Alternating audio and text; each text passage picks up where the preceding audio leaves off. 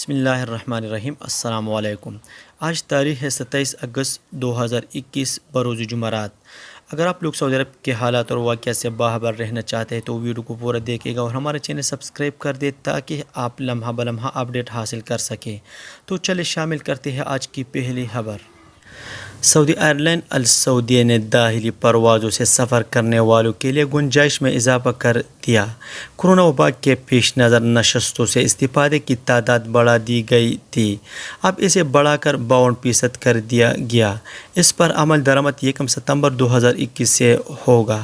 سبق web site کے مطابق السعودیہ کا کہنا ہے کہ سفر کے دوران سماجی فاصلے کی پابندی کے پیش نظر داخلی پروازوں سے صرف 2,45,000 تک نشستیں مسافروں کو مہیا تھی۔ گنجائش بڑھانے پر نشستوں کی تعداد 3,72,000 سے زیادہ کر دی گئی۔ اب ایک ہی طیارے سے زیادہ افراد سفر کر سکیں گے۔ السعودیہ نے اطمینان دلایا ہے کہ اس کی پروازوں سے سفر کرنے والے اور انہیں مختلف سہولتیں فراہم کرنے والے کورونا وبا سے محفوظ ہوں گے۔ پاکستانی شہری جنہوں نے کورونا وائرس کی ویکسین ملک سے باہر لگوائی ہے وہ خود کو نادرا میں رجسٹر کروا کر ویکسینیشن سرٹیفکیٹ حاصل کر سکتے ہیں۔ جمعرات کو پاکستان میں کورونا وائرس کے معاملات دیکھنے والے ادارے national command and operation centre (NCOC) نے اپنی ایک ٹویٹ میں کہا کہ آج سے بیرون ملک ویکسین لگوانے والے پاکستانی شہری اپنی تفصیلات نادرا کی ویب سائٹ پر رجسٹر کروا کر کورونا ویکسینیشن سرٹیفکیٹ حاصل کر سکتے ہیں۔ وزیراعظم کے معاون خصوصی برائے صحت ڈاکٹر فیصل سلطان نے بھی منگل کو ایک پریس کانفرنس میں کہا تھا کہ NCOC نے نادرا کے اشتراک سے ایک ایپ بنائی ہے جس کے ذریعے آپ اپنی ایپ میں اپنے موبائل فون میں ویکسین کا تصدیق شدہ سرٹیفکیٹ رکھ سکتے ہیں۔ یہ ایپ تیار ہے، آپ اس کو ڈاؤن لوڈ کر سکتے ہیں اور اس میں اپنے قواعد ڈال کر اپنا ویکسین سرٹیفکیٹ تیار کر سکتے ہیں۔ اپنی ایک اور ٹویٹ میں NCOC کا کہنا تھا کہ کورونا وائرس سے حفاظت کے لیے مکمل ویکسینیشن ضروری ہے۔ اپنی ویکسین کی دوسری ڈوز پہلی ڈوز کی 28 دن بعد لگوائیں۔ NCOC کا یہ بھی کہنا تھا کہ آپ کو دوسری ڈوز لگوانے کے لیے موبائل فون پر پیغام آنے کا انتظار کرنے کی ضرورت نہیں، بلکہ 28 دن بعد آپ خود ہی کسی بھی قریبی ویکسینیشن سینٹر جا کر اپنی دوسری ڈوز لگوا سکتے ہیں۔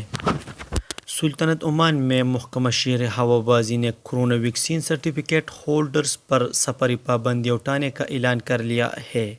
1 ستمبر 2021 سے ہر وہ مسافر جس کے پاس کووڈ ویکسین سرٹیفکیٹ ہوگا وہ سلطنت عمان جا سکیں گے۔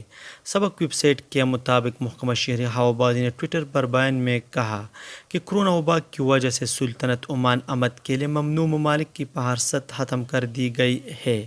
بیان میں کہا گیا کہ عمان آنے والے ہر مسافر کو QR کوڈ پر مشتمل کورونا ویکسین سرٹیفکیٹ پیش کرنا ہوگا جس میں تحریر ہو کہ مسافر عمان میں منظور شدہ ویکسینوں میں سے کسی ایک ویکسین کی دونوں خوراکیں لے چکا ہے یا ایسی ویکسین کی ایک خوراک لے چکا ہے جس کی صرف ایک خوراک ہی سلطنت عمان میں مقرر ہے۔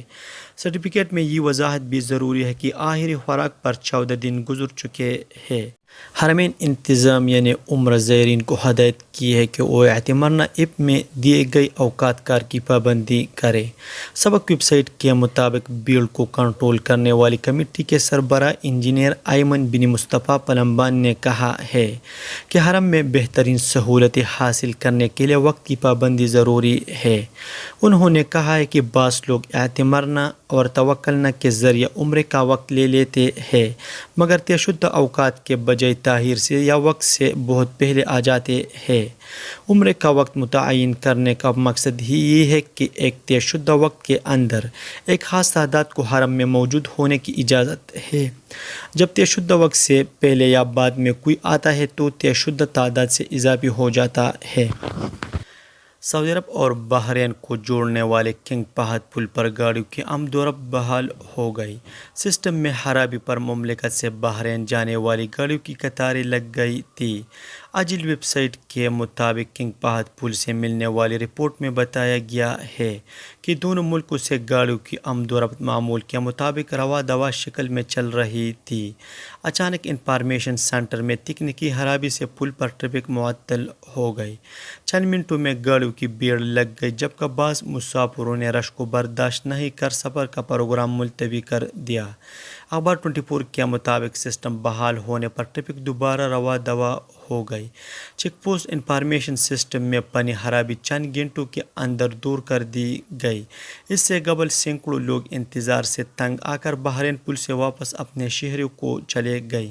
سعودی موسمیات کے قومی مرکز نے جمعے سے متعلق مملکت بھر میں آب و ہوا کی تبدیلیوں کی بابت توقعات پیش کر دیے۔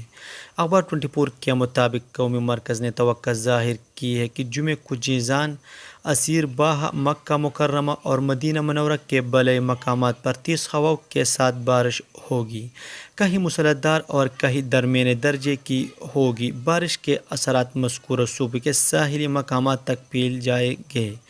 قومی مرکز نے بتایا کہ آثار ایسے ہیں کہ نجران کے بعض مقامات اور تبوک کے بالائی مقامات پر گرد چمک کے ساتھ بارش ہو سکتی ہے، جبکہ مشرقی ریجن میں گرد آلود ہوائیں چلے گی اور مملکت کے وسطی علاقے بھی اس سے متاثر ہوں گے۔